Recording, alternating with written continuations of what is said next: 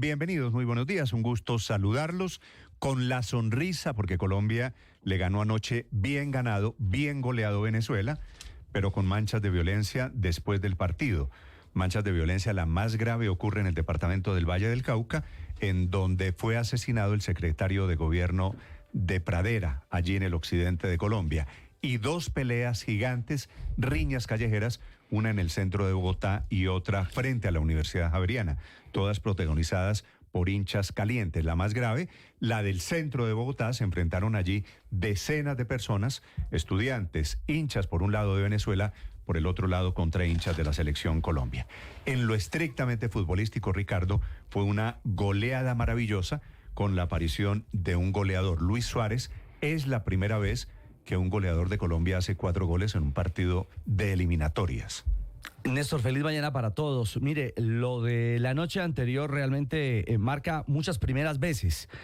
La primera vez en que un delantero, Luis Javier Suárez, el Samario, aparece, debutaba como titular en Selección Colombia y no marcó uno, marcó 4 goles. Sí, es la primera vez que un jugador en eliminatorias logra ese hito. Es la primera vez que Colombia gana por 6 goles, o marca mejor 6 goles, en un partido de eliminatoria. Y es la primera vez que de manera tan contundente y tan sonora se derrota en Venezuela a la selección vinotinto al cierre de la eliminatoria. 6-3 fue el resultado del partido. La verdad es que al comienzo sufrimos un poquito, ¿no? La verdad es que el primer tiempo... Y nos salvamos de una chilena que hubiera sido el golazo de la eliminatoria. La de Joseph Martínez hubiera sido el tercero en la primera parte, donde Colombia no encontraba su juego, pero sobre todo estaba sufriendo defensivamente el trámite del partido. Luego, con el 2-2 y el arranque del segundo tiempo, y ojo, el gol de Bolivia a Brasil sacó de contexto a la selección de Venezuela, perdió el control, perdió el mando.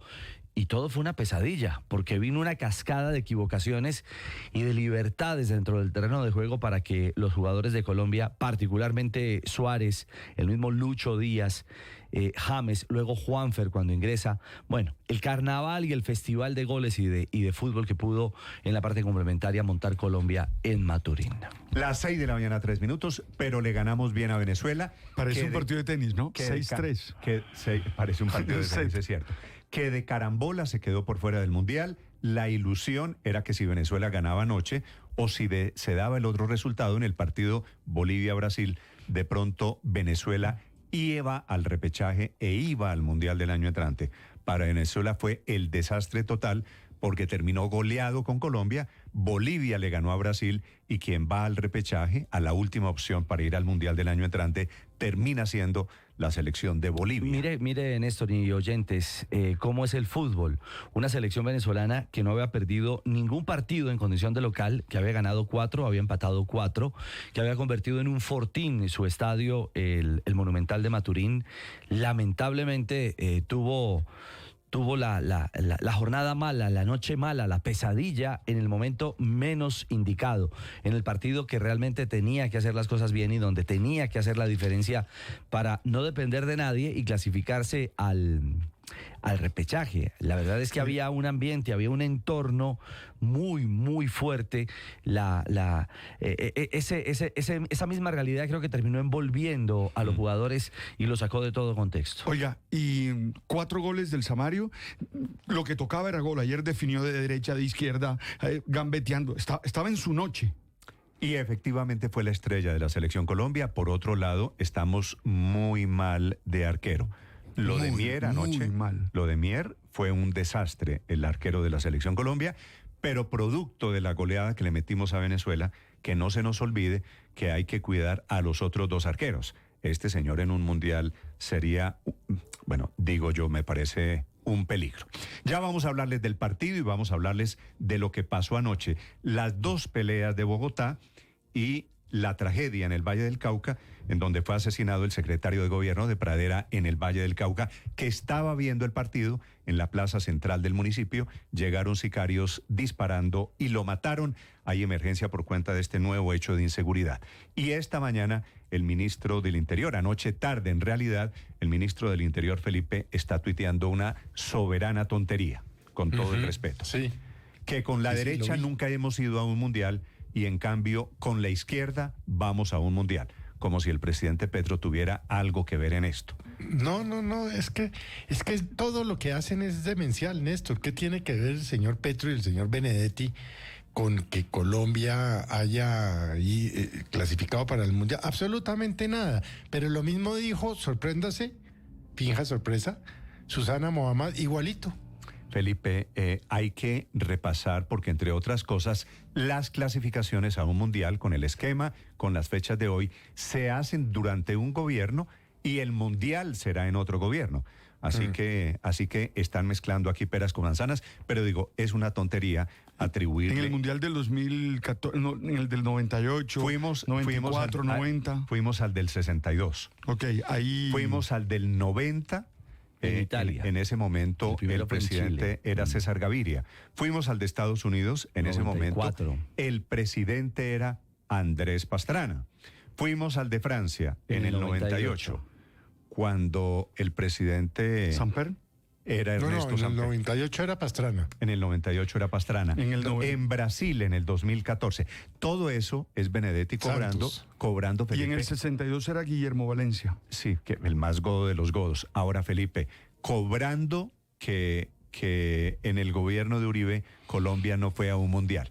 Digo, me parece que es una cosa menor. Son las 6 de la mañana, 7 minutos. Y demencial, Néstor. Es que es como si los problemas del país todos ya estuvieran solucionados. Ellos viven en un mundo paralelo.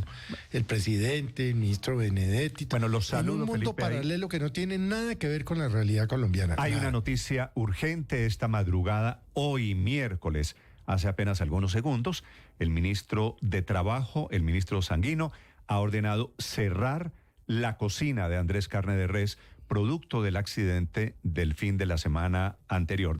Del restaurante, les estoy hablando del Andrés Carne de Res, que queda en la zona del Retiro, en la calle 82, en Bogotá.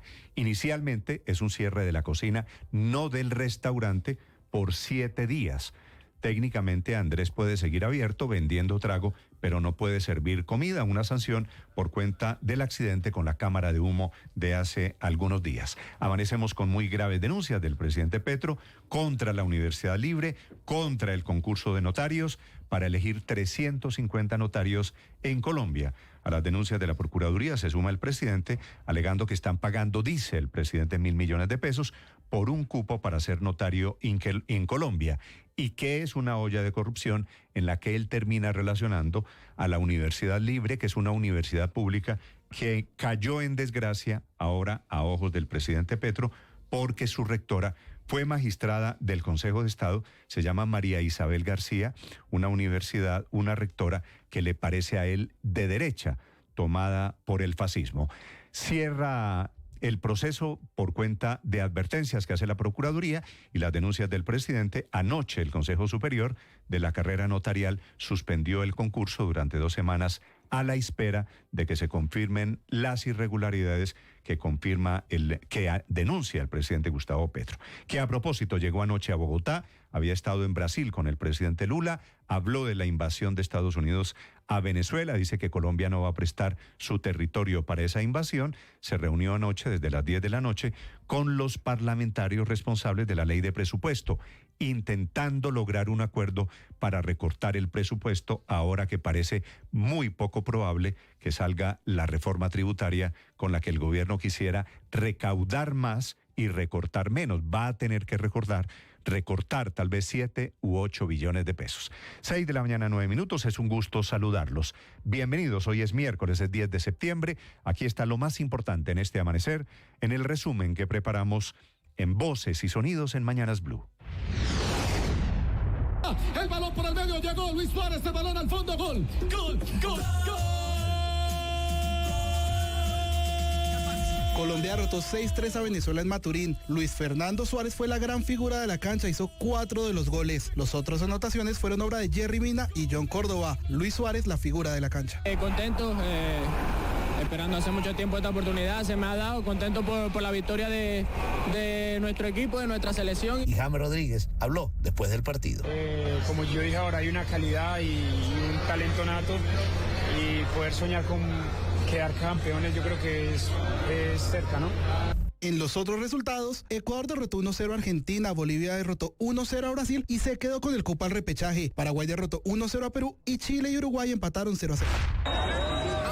De las batallas campales y las riñas después del encuentro entre Colombia y Venezuela. Inicialmente muchas personas consumiendo licor en una zona universitaria en la calle 19 con Segunda fue ante el pitazo final, que según testigos algunos domiciliarios llegaron, comenzaron a insultar a los colombianos. Eran por lo menos 200 personas en una gigantesca batalla campal, las que comenzaron con los insultos, los puños, las patadas. Al final, la Policía Nacional llegó rápidamente. Una segunda riña se presentó en la localidad de Chapinero, exactamente en la calle 47 con carrera octava. Allí 3 personas resultaron heridas y otras 2 fueron capturadas por las autoridades. Hablamos con un habitante del sector y testigo del hecho quien nos narró lo acontecido. Al parecer unos chicos que estaban viendo el partido salieron a comer, llegaron otros chicos en un carro, de un momento a otro empezaron golpes van, golpes vienen, un chico sacó una cruceta de un carro, entonces volaba la cruceta, una chica sacó un destornillador del carro y apuñaleó a 3 personas, uno de ellos le enterró el destornillador en el cuello.